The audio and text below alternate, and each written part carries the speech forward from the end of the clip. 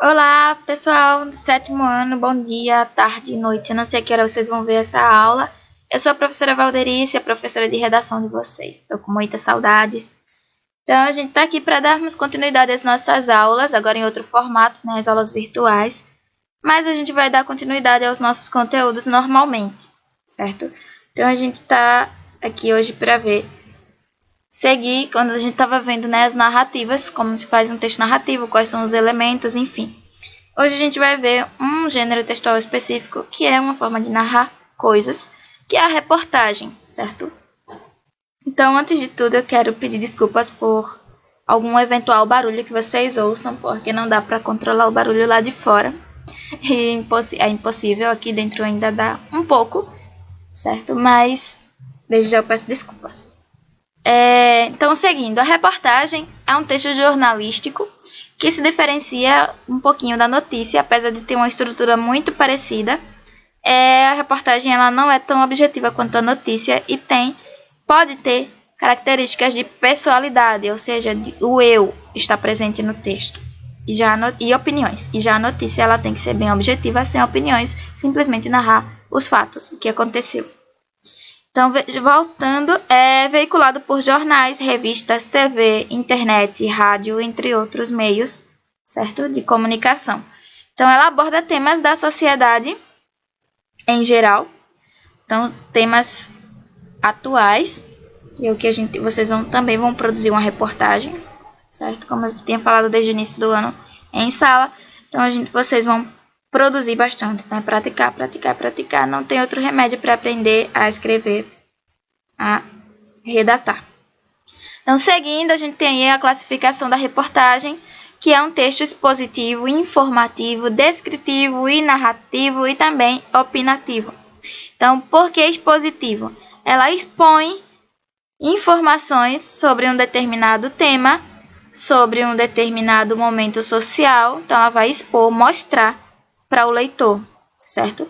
E é informativo porque quando ela expõe esses fatos, ela está informando ao leitor, que é o objetivo, é o intuito de uma reportagem, informar o leitor sobre aquele tema que está sendo narrado. Então, descritivos são textos também que têm elementos descritivos, porque vai descrever, assim como a gente viu nos elementos da narrativa e a gente viu um pouquinho de descrição, ela vai descrever como é tal situação, como é, por exemplo, se for sobre a situação política, como está sendo, se é momento de crise, quais foram os elementos que desencadearam a crise. Se for sobre uma pessoa, vai descrever como era a pessoa, enfim. E é narrativo porque ele narra um fato com personagens, com a história, que é o enredo que a gente viu, com tempo, lugar, então todos os elementos de uma narrativa.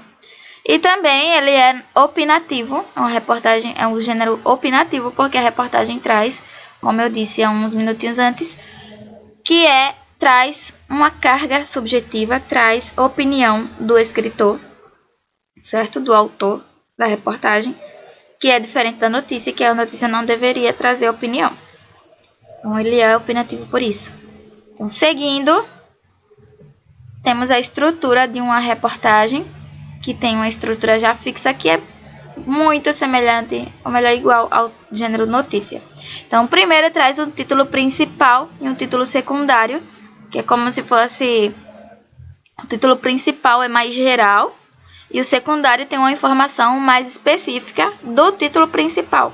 A gente vai ver um exemplo daqui a pouco. Então, tem o lead, que é como se fosse um resuminho da notícia, certo? Então, da reportagem, perdão.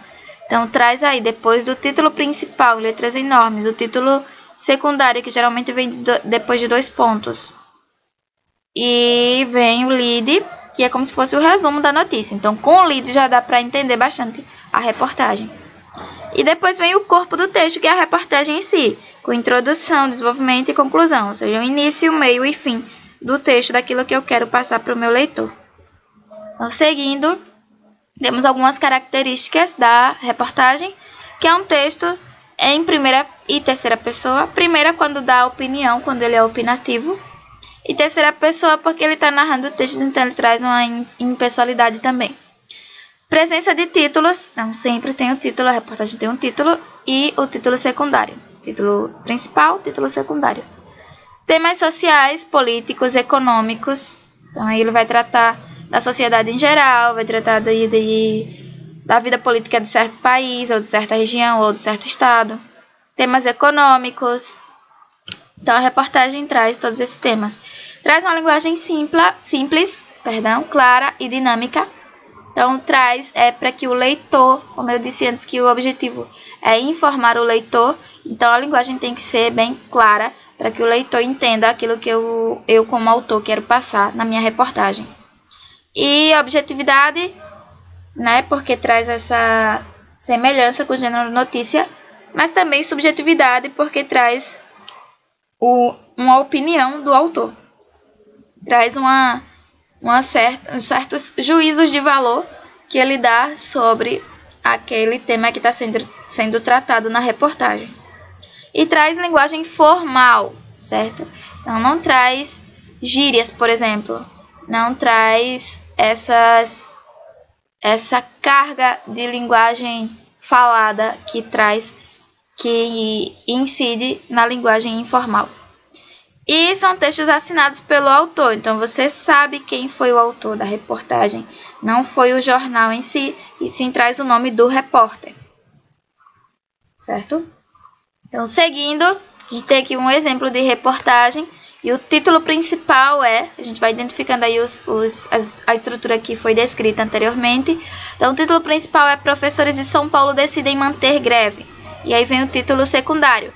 Paralisação iniciada em março teve continuidade aprovada em assembleia com 20 mil pessoas. Título principal, título secundário. Certo? Aí, o lead ele é composto pelos primeiros parágrafos da reportagem, que traz, como eu falei antes, um resumo do texto inteiro. Então, esse primeiro parágrafo seria o nosso lead, já que é uma reportagem bem pequena. Os professores estaduais de São Paulo estão em greve desde o dia 16 de março e decidiram manter a paralisação em assembleia realizada nesta sexta-feira 10. A greve já dura 28 dias e terá a continuidade votada novamente na próxima assembleia do dia 17 de abril. O encontro será realizado na Avenida Paulista e a categoria também planeja uma nova manifestação para a próxima quarta-feira 15. Então aí eu já entendi toda a minha reportagem, só nesse parágrafo. Mas aí ele vai desenvolver mais coisas com mais detalhes nos 2 parágrafos seguintes, certo? E aí ele termina e tem a assinatura do repórter, que nesse caso é Luana Castro. E aí diz, por Luana Castro, graduada em letras.